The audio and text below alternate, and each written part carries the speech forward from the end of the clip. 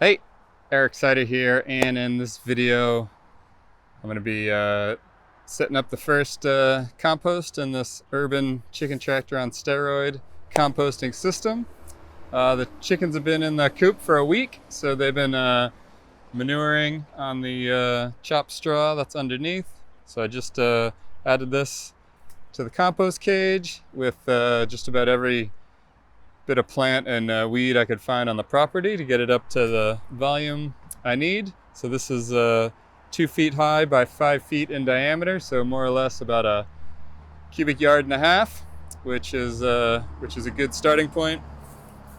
Minimum you'd want is a cubic meter, so technically it's a little over a cubic yard.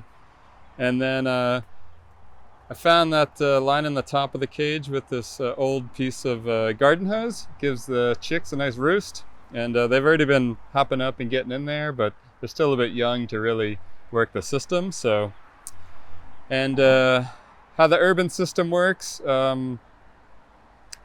originally the way Geoff set it up is about 10 to 12 birds, and you'd get a cubic yard of compost every month.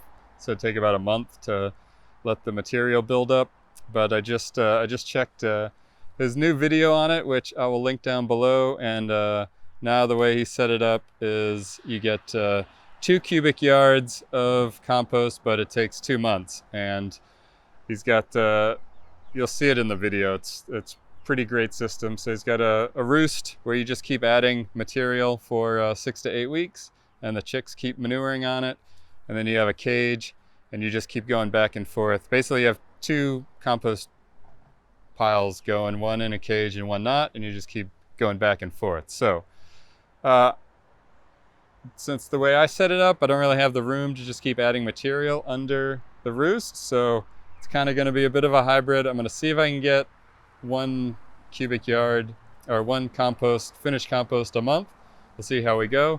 Definitely going to have to be harvesting and foraging material from outside the site to make that happen, so should be interesting. I got some spots I can do that.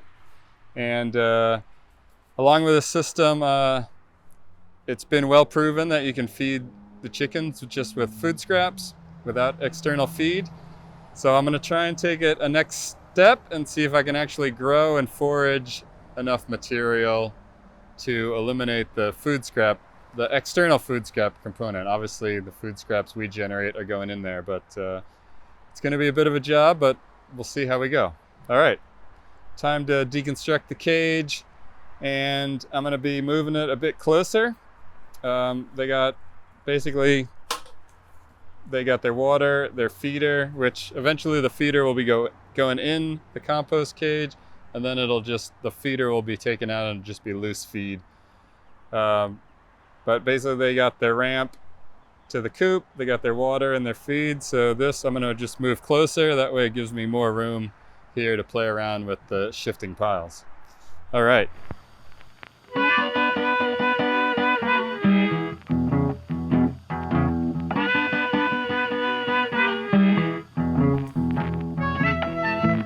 And always important, you want to get the chlorine out of your water. So if you got city water, you definitely got chlorine in there.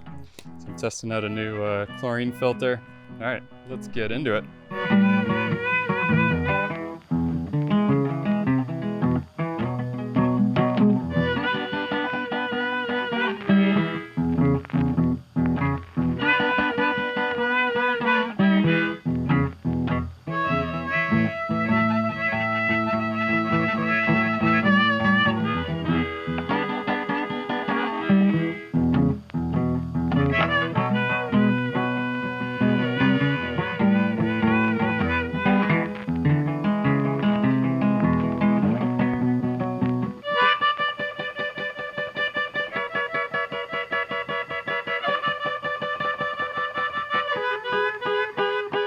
All right, so we got our pile, we got the new cage, moved closer.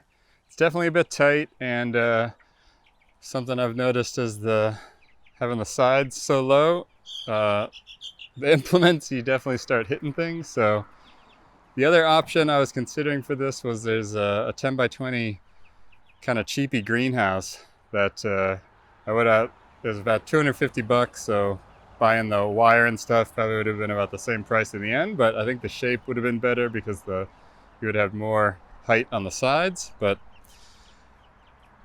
this should be just about enough to go back and forth in here, so hopefully it'll work out. There's definitely lots of little buggies and things coming out of there, so the chickens are going to be happy.